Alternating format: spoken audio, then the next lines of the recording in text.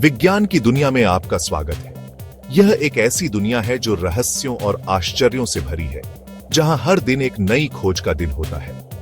मैं हूं मनीष पॉल और आज हम जानेंगे कि ध्वनि कैसे काम करती है। हम देखेंगे कि ध्वनि कैसे उत्पन्न होती है, कैसे यात्रा करती है और कैसे हमारे कानों तक पहुंचती है। क्या आपने कभी सोचा है मेरी आवाज आप तक कैसे पहुंचती है? यह एक जटिल प्रक्रिया है जिसमें कई चरण शामिल हैं। या गाने की धुन आपके कानों में कैसे घुल जाती है?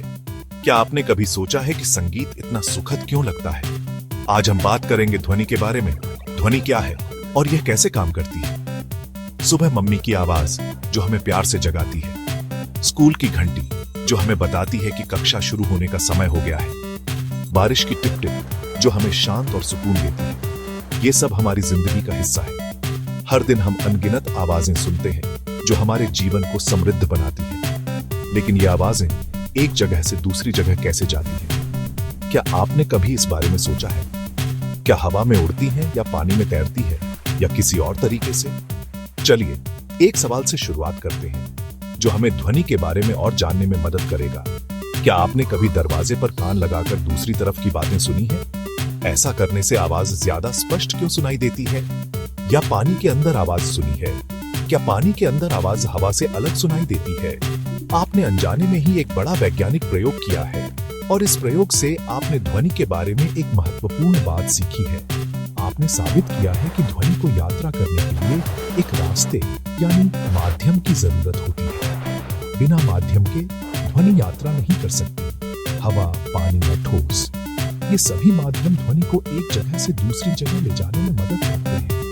आज हम जानेंगे कि ये माध्यम ध्वनि के लिए सुपर हाईवे की तरह कैसे काम करते हैं और ध्वनि कैसे इन माध्यमों से यात्रा करती है। तो अपनी सोचने की टोपी पहनिए और तैयार हो जाइए ध्वनि के रहस्यों को सुलझाने के लिए। यह एक रोमांचक यात्रा होने वाली है। सबसे पहले, ध्वनि है क्या? यह एक ऐसा सवाल है जो सदियों से वैज्ञानिकों और दार्शनिकों को समान रूप से मोहित करता रहा है। आसान शब्दों में कहें तो जब कोई चीज कांपती है यानी वाइब्रेट करती है तो ध्वनि पैदा होती है। यह कंपन ऊर्जा पैदा करता है जो हमारे कानों तक पहुंचती है और जिसे हम ध्वनि के रूप में अनुभव करते हैं। जैसे गिटार का तार जब इसे छेड़ा जाता है तो यह कंपन करता है और एक मधुर ध्वनि उत्पन्न करता है। या स्कूल की घंटी कंपन से ही आवाज बनती है। घंटी का धातु का शरीर कंपन करता है जिससे एक विशिष्ट झंकार उत्पन्न होती है जिसे हम सुनते हैं। बोलते समय अपने गले पर हाथ रखिए, हल्की थरथराहट महसूस होगी। यही कंपन आपकी आवाज है। आपके वोकल कॉर्ड कंपन करते हैं जिससे हवा में विक्षोभ पैदा होता है जो शब्दों के रूप में हमारे कानों तक पहुंचता है।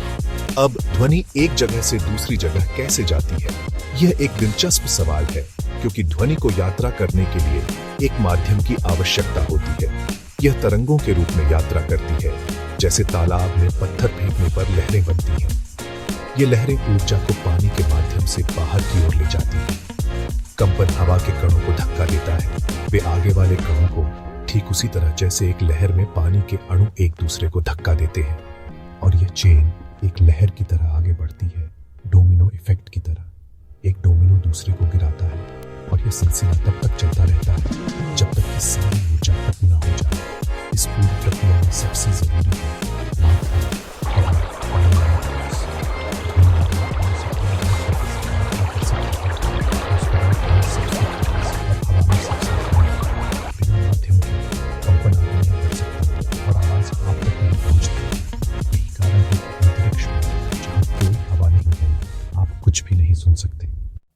ध्वनि को चलने के लिए माध्यम चाहिए और अलग अलग माध्यमों में उसकी रफ्तार भी अलग होती है। हवा में कण दूर दूर होते हैं, इसलिए ध्वनि की गति सबसे कम होती है, लगभग 343 मीटर प्रति सेकंड। पानी में कण पास पास होते हैं, इसलिए ध्वनि यहाँ 4 गुना तेज चलती है। ठोस में कण बिल्कुल चिपके होते हैं, इसलिए ध्वनि सबसे तेज चलती है, जैसे रेल की पटरी में ट्रेन की आवाज पहले सुनाई देती है। तो माध्यम जितना सघन, ध्वनि उतनी तेज। हवा में सबसे धीमी, पानी में तेज, ठोस में सबसे तेज। अगली बार जब आप दरवाजे या पानी में आवाज सुने, याद रखिए आप ध्वनि के सुपर हीरो दोस्तों के साथ प्रयोग कर रहे हैं। अब सोचिए, अगर कोई माध्यम ही ना हो, जैसे अंतरिक्ष में, अंतरिक्ष लगभग पूरी तरह खाली है, वहां हवा के कण नहीं है, इसलिए ध्वनि यात्रा नहीं कर सकती। फिल्मों में अंतरिक्ष में धमाके होते हैं, लेकिन असल में वहां पूरी तरह सन्नाटा है। वैज्ञानिक बेल जार एक्सपेरिमेंट से यह साबित करते हैं, जब जार में हवा निकाल दी जाती है, घंटी बजती है पर आवाज नहीं आती। बिना माध्यम के ध्वनि की तरंगें आगे नहीं बढ़ पाती। अंतरिक्ष यात्री रेडियो से बात करते हैं, क्योंकि रेडियो तरंगों को माध्यम की जरूरत नहीं होती, लेकिन ध्वनि को होती है। तो पृथ्वी पर हवा का होना हमें संवाद और संगीत का आनंद देता है। यह सच में एक वरदान है। आज हमने जाना, ध्वनि कंपन से बनती है। हर ध्वनि, चाहे वो कितनी भी मधुर या कर्कश क्यों ना हो, वास्तव में एक कंपन है जो हवा के माध्यम से यात्रा करती है। उसे चलने के लिए माध्यम चाहिए। बिना किसी माध्यम के ध्वनि यात्रा नहीं कर सकती। यह माध्यम हवा, पानी या कोई ठोस चीज हो सकती है, और अलग अलग माध्यमों में उसकी रफ्तार बदलती है। ठोस पदार्थों में ध्वनि सबसे तेज, तरल पदार्थों में उससे धीमी और गैसों में सबसे धीमी गति से यात्रा करती है। विज्ञान को महसूस करने के लिए घर पर छोटे छोटे प्रयोग करें। ये प्रयोग आपको ध्वनि के सिद्धांतों को समझने में मदद करेंगे। एक स्टील का चम्मच धागे से बांधिए। सुनिश्चित करें कि धागा चम्मच के बीच में बंधा हो, ताकि वह स्वतंत्र रूप से लटक सके। धागे को कानों पर लगाइए। धागे को अपनी उंगलियों से पकड़ें और उन्हें अपने कानों के पास रखें और चम्मच को टकराइए। आपको घंटी जैसी आवाज सुनाई देगी। यह ध्वनि धागे के माध्यम से आपके कानों तक पहुंचेगी। स्ट्रिंग टेलीफोन बनाइए। 2 कप और 1 धागा। कपों के निचले हिस्से में छेद करें और धागे को उनसे बांधें, और देखिए कैसे आवाज एक कप से दूसरे तक जाती है। धागा कंपन को एक कप से दूसरे कप तक पहुंचाता है, जिससे ध्वनि का संचार होता है। बारिश में बिजली की चमक और गरज के बीच का समय गिनती। यह आपको बताएगा कि बिजली कितनी दूर गिरी है। प्रकाश की गति ध्वनि से तेज होती है, इसीलिए हम बिजली पहले देखते हैं और गरज बाद में सुनते हैं। अपने आसपास की ध्वनियों को सुनिए।